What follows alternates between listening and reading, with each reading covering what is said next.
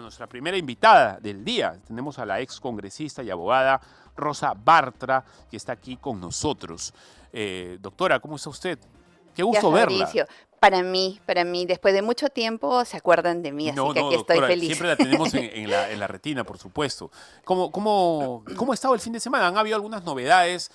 Seguramente lo más saltante de todo esto es el tema de las ONGs y de USAID y también el tema de la motosierra que están implementando en Estados Unidos. Se ha puesto bonito ese asunto del DOGE, ¿no? Esta oficina para la Eficiencia eficiencia gubernamental, gubernamental. así es. Buenos días. Sus opiniones, por favor, sobre el Eh, tema. Fabricio, yo creo que el tema, primero el de la USAID, no es un tema nuevo, es un tema sobre el cual de hecho hemos hablado mucho, pero parecía que estábamos contando cuentos, pues, ¿no? Parecía que éramos unos opositores a la igualdad, unos cerrados de mente, conservadores irracionales, que no entendían que había que asumir la teoría de la raza, por ejemplo, el feminismo radical de protección absoluta, no de protección en realidad, era de privilegio a las mujeres y el ambientalismo, pero un ambientalismo absurdo y otras teorías como el veganismo y la defensa de los derechos humanos, que aparentemente son banderas nobles, Sí, claro. buenas, que hay que apoyar, porque ¿quién va a favorecer la opresión de la mujer o la discriminación de la mujer por cuanto sea Nadie que mujer? tenga dos dedos de frente. O quién va a pretender intencionalmente destruir el medio ambiente, si ese es el que, o promover que éste se destruya, de ninguna manera, o la defensa de los animales. No, por favor, o sea, nadie va a promover el maltrato, la crueldad animal o infantil o en fin. Entonces, parecía que en el mundo, porque este era un tema global, había un grupo de personas nobles, entregadas, que defendían estas banderas. ¿Qué resulta, Fabricio? Que no era un periodismo, y voy de frente al tema, porque los defensores eran ONGs, prensa independiente, prensa llamada independiente, prensa llamada libre y algunos partidos políticos. ¿Okay? Ahí, esos eran los principales defensores, los que cogían esas banderas con energía. ¿Qué pasaba? Que no era una defensa por las mujeres, ni el medio ambiente, ni los homosexuales o los de la teoría de la raza, es decir, de otras razas diferentes a la raza aria, Sí. sino que estaban financiadas. Que, por ejemplo, en Ucrania, 9 de cada 10 medios llamados independientes estaba pagado. Aplanillados. Claro, y en el Perú, aterrizamos en el Perú, teníamos nosotros un sistema perverso de verificación, por ejemplo, los fact-checkers o el fact-checking. ¿Quiénes eran estos? Medios, no solamente de prensa independiente, llamada Sí. independiente, sino también de la prensa escrita y televisiva nacional, por ejemplo, La República. Que eran a las finales los sacerdotes de la verdad en el Perú. Eran los que decidían lo que ¿Qué es iba y que y cierto? bueno iba. No, ¿qué es cierto y qué no es cierto? Doctora, disculpe, y seguramente te metías a la oficina de la República porque ellos eran, por ejemplo, los fact-checkers de Facebook durante un par de años, ¿no? Así es. Y eran chiquillos, a ver, de 20, 21 años, que ellos pues en sus ideologías decidían qué post, qué video, qué alocución era correcta, y si no te bajaban cuentas Pero ex por profeso. supuesto, yo he sido candidata en el 2020, por ejemplo, por ahora Renovación Popular. Y en ese momento me enfrentaba al caviaraje y a Martín Vizcarra de Sí, manera claro. completamente abierta. Toda mi campaña, casi toda mi publicidad, mi propaganda, la mía, fue bajada por ellos. Totalmente, totalmente. Mientras que recibía 100.000 ataques, lo que yo podía poner para demostrar que lo que estaba diciendo era cierto era bajado por los fact-checkers. Entonces, sé perfectamente de lo que estoy hablando. Eso por hablar de una campaña, ¿no? Y hablar de los fact-checkers. Pero mientras fui congresista, yo he sido presidenta de la Comisión de Constitución, por Ujú. ejemplo, en el momento en el que toda esta red de prensa llamada independiente y de ONGs que promovían la cultura, la teoría de la raza, más en nuestro país básicamente ha sido todo el tema de género. todo el tema de la ideología de género. Entonces, ¿qué promovían? Por ejemplo, a rajatabla la paridad y la alternancia en política. No, la mujer tiene que estar hombre, mujer, hombre, mujer. ¿Y por qué no puede ser mujer, mujer, mujer? ¿Por qué no puede ser hombre, hombre, hombre? Si al final lo que debe primar es el valor que tiene cada ser humano en sí mismo. El mérito. El mérito, no. Había que hacer eso y yo recibí ataques furibundos por defender la meritocracia, por defender el derecho de cada individuo a progresar en base a su esfuerzo.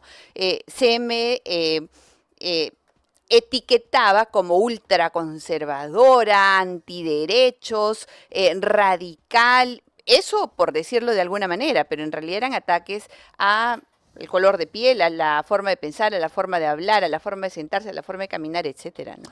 Doctora, estamos con la doctora Rosa Bartra, ex congresista de la República, abogada, está aquí con nosotros en PTL Radio 100.1 FM, 10:33. Doctora, está en boga hablar de las maldades del Estado gordo, a raíz de Milei, a raíz de toda esa ola de liberalismo clásico, ¿no? Ni siquiera neoliberalismo, sino un liberalismo de los antiguos, de tratar de achicar el Estado para hacerlo más eficiente, menos burocrático, menos corrupto.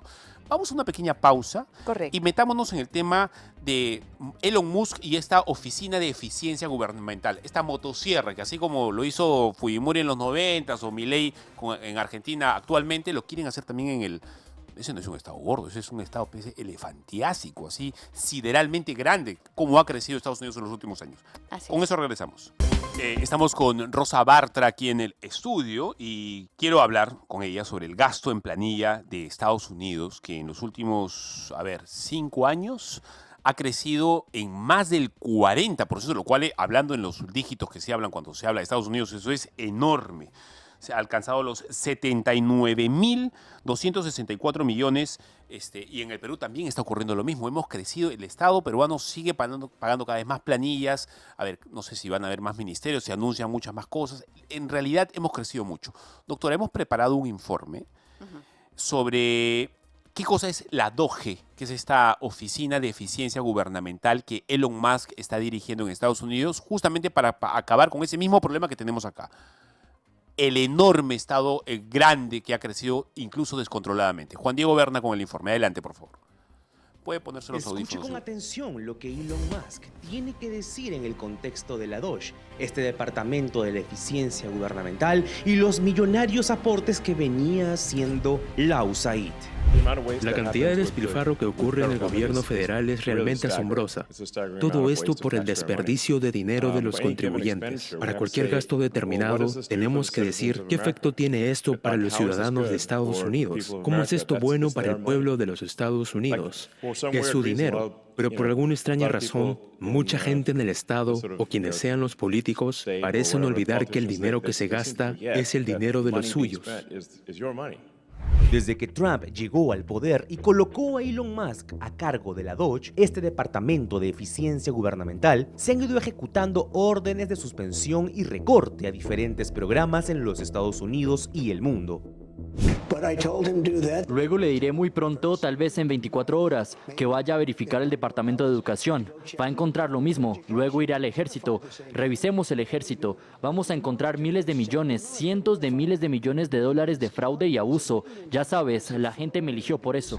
Tal es el caso en el área educativa, que se cancelaron 29 subvenciones de capacitación por un total de 101 millones de dólares con el objetivo y ayudar a los estudiantes a reconocer sus áreas de privilegio y poder a nivel individual y colectivo. En verdad, en esto se iban cientos de millones de dólares. Igualmente, 25.000 para promover un programa de empoderamiento de refugiados LGTBIQA+ en Grecia para sensibilizar sobre su problemática. Este programa también ya ha sido suspendido y nuestro país no puede quedarse atrás, pero esta vez en un meme para precisar los 32.000 dólares que se fue en el cómic para promover a la comunidad trans. Esto no podía quedarse sin respuesta y las voces del progresismo se han pronunciado. Miren lo que postea esta señora: estamos demandando al Estado por la libertad que Trump le dio a Elon Musk y a la DOGE para acceder a la información privada de los estadounidenses. Quieren usar esta información para recortar los servicios vitales de los que dependen los estadounidenses en medicina y educación.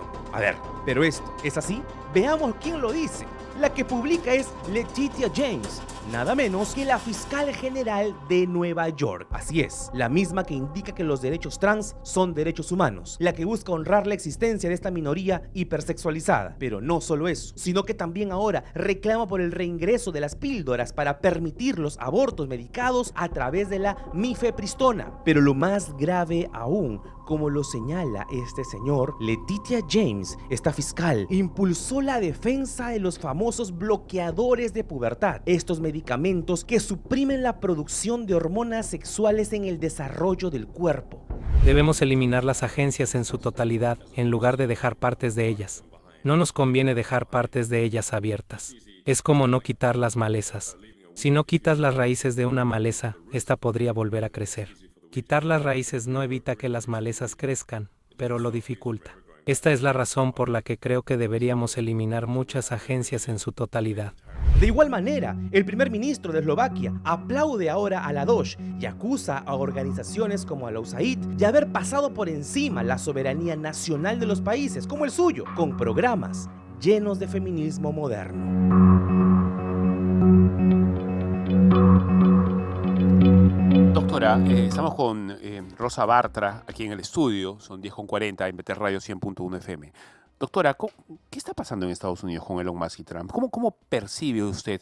A ver, casi son rockstars ahorita. ¿Cómo van a estar en 5 años? ¿Esto va a tener un buen puerto? ¿Cree usted que están tomando decisiones correctas? En todo caso, ¿cree usted que las están tomando en qué? Quizá en algún caso no. Su opinión, por favor.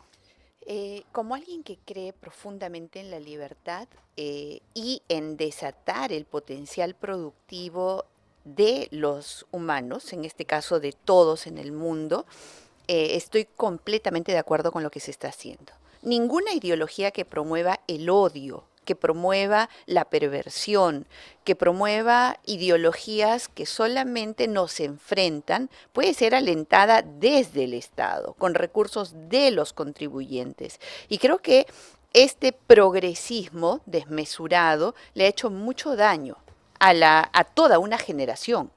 Toda una generación que desde, por ejemplo, que empezó a trabajar USAID en los 60s, fue cobrando cada vez más y más y más y más poder.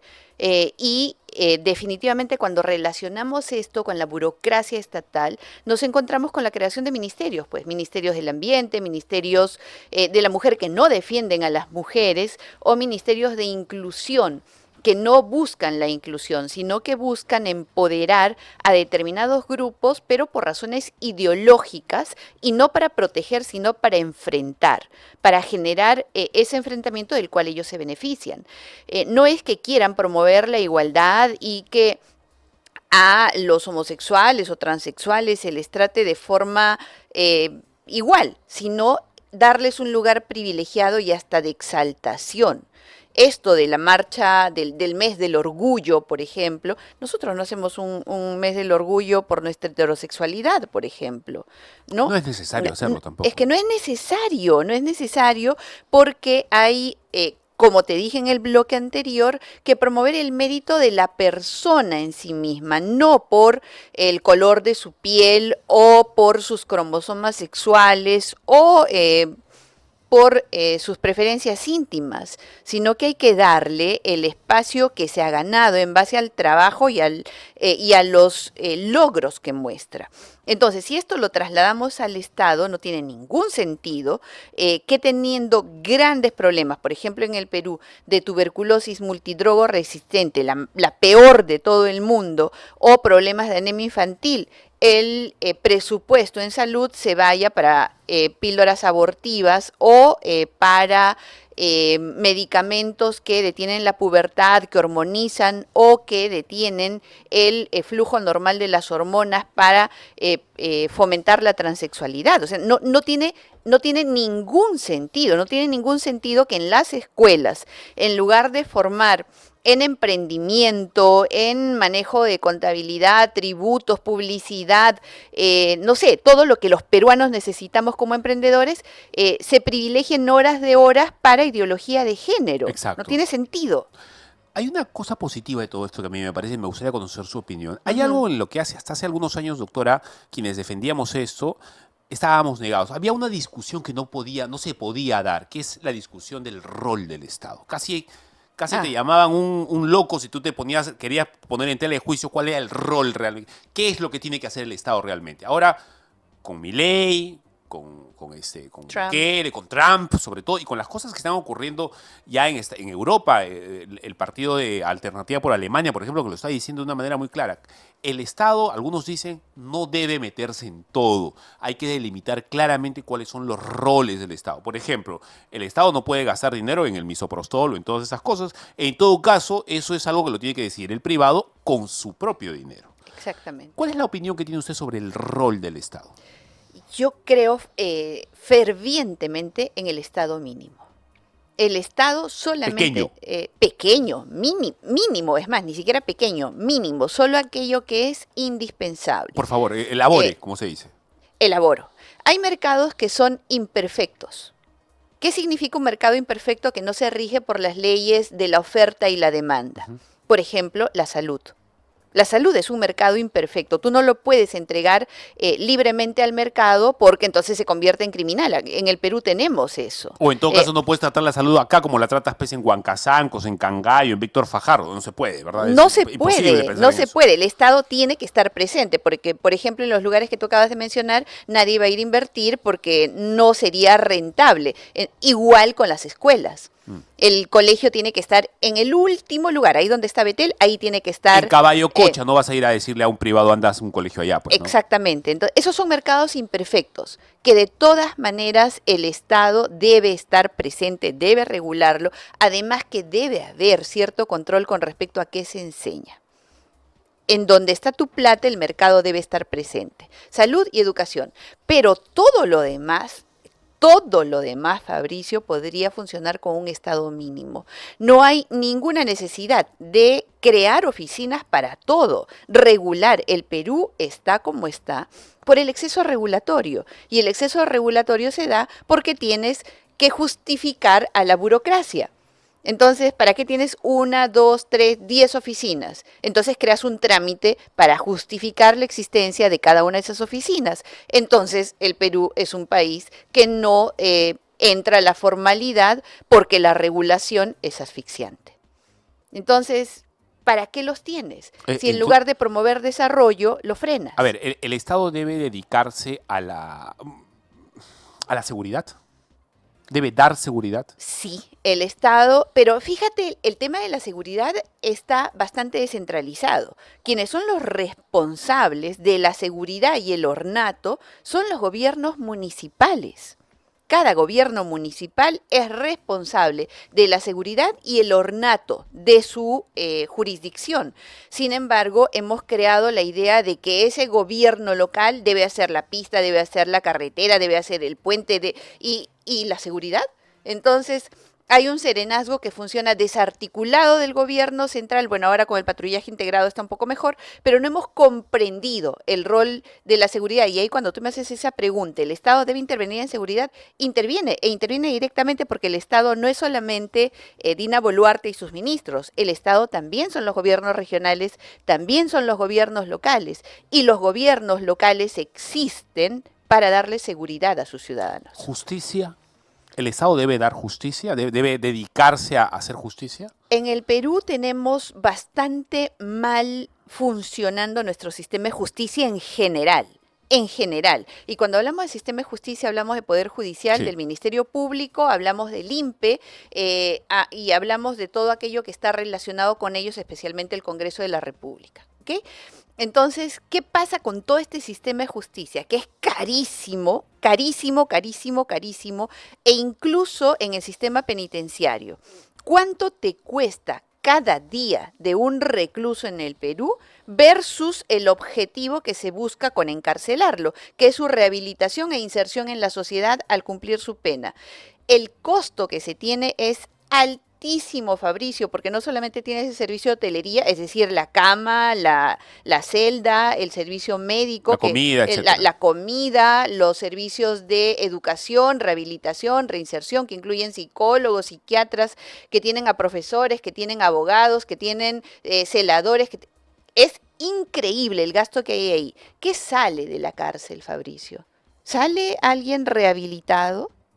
¿La cárcel realmente es un lugar para rehabilitar? Entonces, ¿tiene algún sentido lo que está haciendo el Estado en el sistema de justicia? Y ojo que solamente me he ido a un extremo, que es el extremo penitenciario. Ahora, si tú te fijas, ¿cuántas investigaciones tiene la Fiscalía inútiles?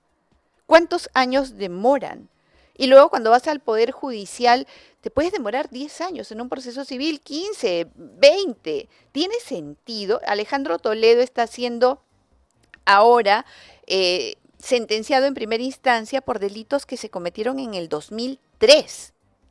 20 años, 21 años atrás, 22 ahora. 22 años después y es la sentencia de primera instancia. Entonces, ¿sabes cuánto se ha gastado en estos 22 años de buscar extradición, de prisión en Barbadillo? Y eso no es solamente con Alejandro Toledo. Por eso es que con conocimiento de causa te digo que la cárcel es para los pobres. Al que el abogado de oficio que tiene 200 casos más, prácticamente su caso ni lo ve y las cárceles están llenas de gente inocente o gente sin sentencia. Entonces, ahí yo me cuestiono y ahí yo puedo coincidir contigo en que el sistema de justicia manejado desde el Estado, como se está manejando, no tiene ningún sentido. Entonces necesitamos a alguien que haga qué en el país, que active qué tipo de motosierra en el país. Bueno, justicia es un sector en el que perfectamente se podría combinar la supervisión estatal con la inversión privada. Ok, cárceles privadas. Por ejemplo. Es algo de lo que se ha hablado bastante y no es insensato eso, ¿ah? No, es bastante interesante el asunto. Por supuesto que no, porque cuando vemos números, lo que pasa es que no vemos números. Nosotros nos vamos al tema abstracto, ¿no? Pero cuando aterrizas y ves números te das cuenta de que para nada es insensato. Pero sí hay ministerios, Fabricio, que de verdad yo no sé para qué existen. Si tienes un Ministerio de Desarrollo e Inclusión Social en el cual hay miles de millones y se van para comprar productos de muy mala calidad que los niños rechazan, que compran carne de caballo, por ejemplo. Sí, claro. O tienes políticas en el Ministerio de la Mujer que tiene una red enorme en todo el Perú, pero que al final no protege a ninguna mujer. O tienes un Ministerio de Cultura que en lugar de promover la cultura solo pone barreras y trabas a la inversión privada. Las películas que ganan pues son las películas de Drag Queens y de todo lo demás. O el Ministerio del Ambiente. ¿Qué ha hecho el Ministerio del Ambiente para detener todo este problema que tenemos con la minería ilegal, por ejemplo, ¿no? Entonces ahí es mucho más directo motosierra. Consultorías, a ver, salvo las imprescindibles, me imagino, y eso. Y así tú puedes ponerte a revisar todos los ministerios y te vas a dar cuenta que con un estado mínimo, yo diría 20% de lo que hay, o sea, me cortaría el 80% de ese estado porque es elefantiásico, es parasitario, no genera desarrollo, por el contrario lo frena. Y genera corrupción. Es mucho más fácil que un Estado grande sea muy corrupto a que un Estado pequeño sea muy corrupto. Será corrupto en el sentido de la grandeza o del tamaño que tenga, ¿no? Mientras más regulas, y la regulación es estatal, mayor corrupción hay. Eso está completamente estudiado, probado, no es una teoría nueva, 2 siglos de eso. Doctora, para terminar, a mí me parece interesante la decisión de Elon Musk de trabajar en el DOGE, que es esta Oficina de Eficiencia Gubernamental en Estados Unidos, con estos ratones de Internet de 20, 21 años. Ha congregado en torno a un ejército de ratones de biblioteca para meterse al aparato e identificar despilfarros, a ver, en dónde está realmente el estado de aborto, qué es lo que se necesita cortar. Y lo han hecho también porque los chicos no tienen que responderle pues, a nadie. Ellos lo hacen por sus conciencias, porque así son envalentonados, pues como son los jóvenes. Para terminar, ¿qué cosa deberíamos empezar a hacer? Quizá algo parecido en el Perú. ¿Cómo deberíamos empezar a tratar esta obesidad de nuestro Estado? Eso solamente se puede tratar con decisión política, Fabricio. Y mientras la señora Dina Boluarte, que ha hecho crecer el Estado como lo ha hecho crecer, o mientras el Congreso de la República haya duplicado y piense triplicar, porque ojo, está en planes de triplicar su planilla, si tienes al Ejecutivo y al Legislativo elefantiásicos engordándose de eso, solamente puede partir desde alternativas que vengan por fuera del Estado. esta es una buena tribuna, por ejemplo. O sea, desde acá, con el solo hecho de ilustrar con lo que está pasando, ya podemos dar el siguiente paso, a partir de partidos políticos que no busquen enriquecerse, sino que de verdad tengan amor por el pueblo y quieran desatar el potencial productivo de sus ciudadanos, que eso es el Perú. El Perú es un Perú emprendedor en el que en cada hogar hay alguien capaz de generar riqueza. Identificar nosotros mismos y empezar a mostrarlo. ¿Cuáles son la cadena de procesos que necesitas, por ejemplo, para, no sé, solicitar seguridad privada? ¿Y cuántos requisitos tú debes cumplir y qué debes acreditar? Y ahí nomás te vas a dar cuenta de esos procesos que están haciendo los ratones de biblioteca. Entonces, identificas cada proceso e ilustras a la gente por qué es que hay que aplicar motosierra. Exacto, muy bien dicho, doctora. Muchas gracias, doctora. Ha Al sido usted contrario. muy amable como siempre. Muchas gracias. Al Y contrario, espero que gracias a tenerla ustedes. pronto, a ver, que no se extienda tanto en el tiempo la visita suya aquí a la radio. Eso depende de ustedes. Me Por invitan supuesto. y yo feliz. Genial, a mí me parece Perfecto. genial. Bien, vamos a una Gracias. pequeña pausa.